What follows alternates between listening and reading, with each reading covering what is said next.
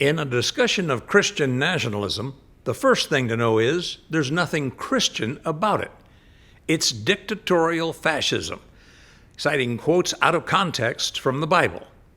Speaking of quotes, someone once said, "When fascism comes to America, it will be wrapped in the flag and carrying a cross."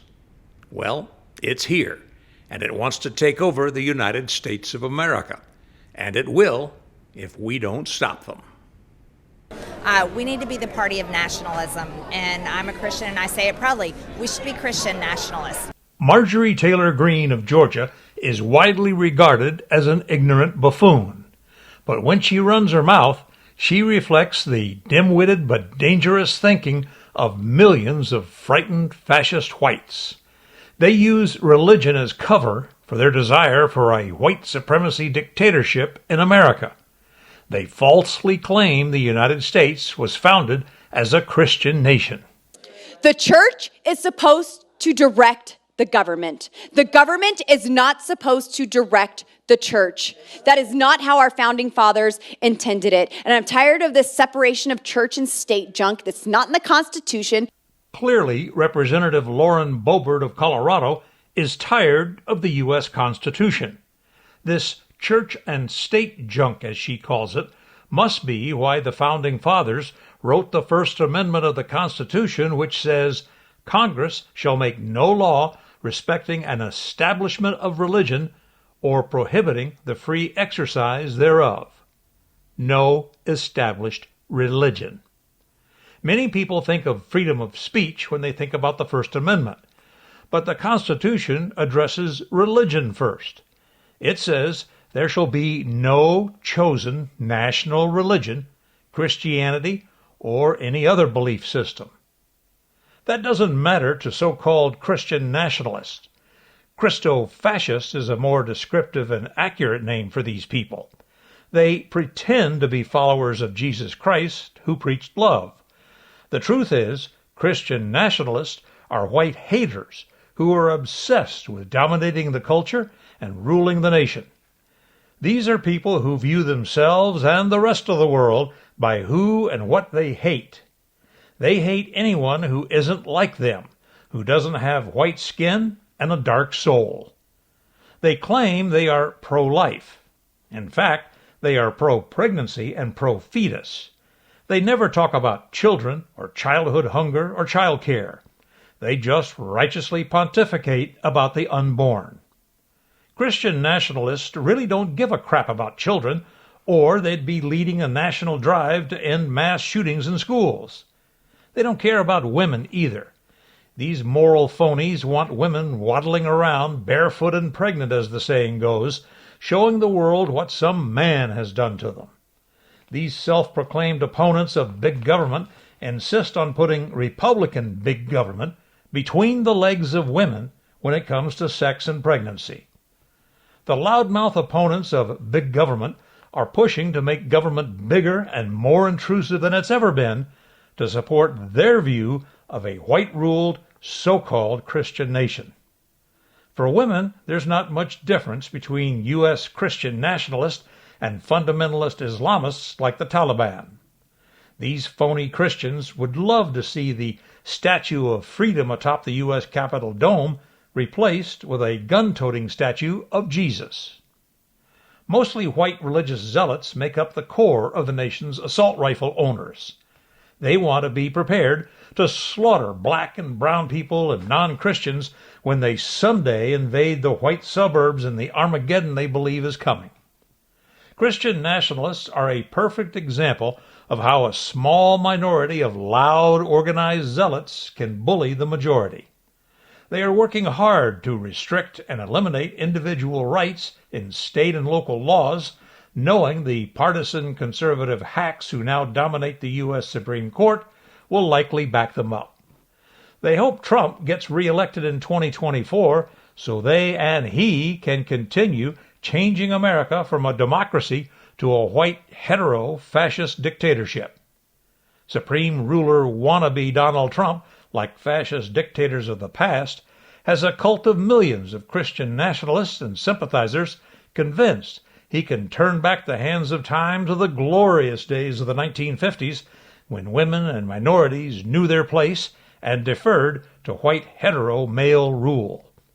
Ultimately, what white Christian nationalists want is South African-style apartheid in America. They want white minority rule even as the United States increasingly becomes less white, less Christian, and more diverse.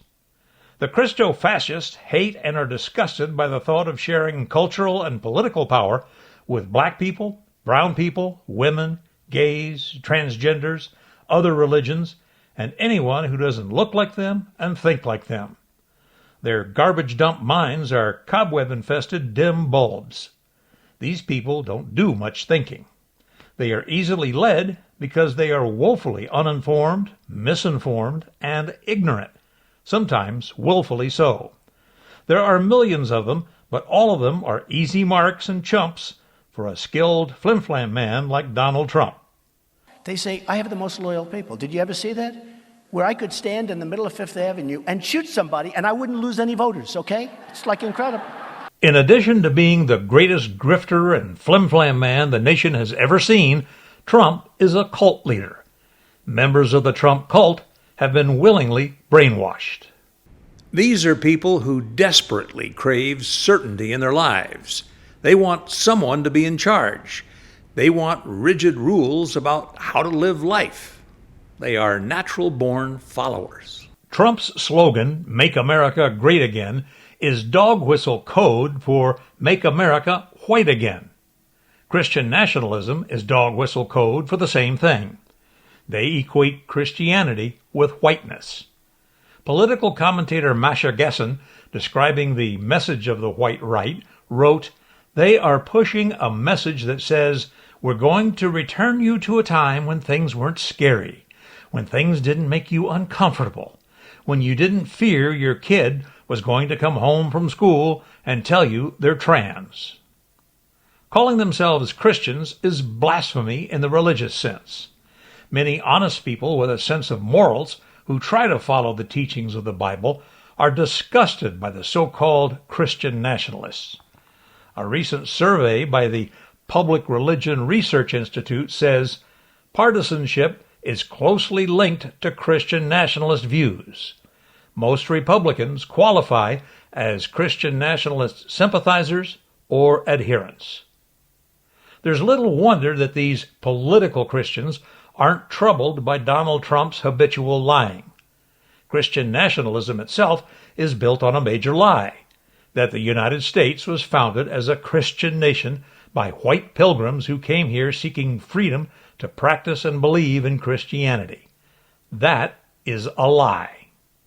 Most pilgrims came to the New World because they were broke, and they hoped for a new economic start. They were not religiously persecuted. America as a Christian nation is just one of the lies propagandized by Christian nationalists.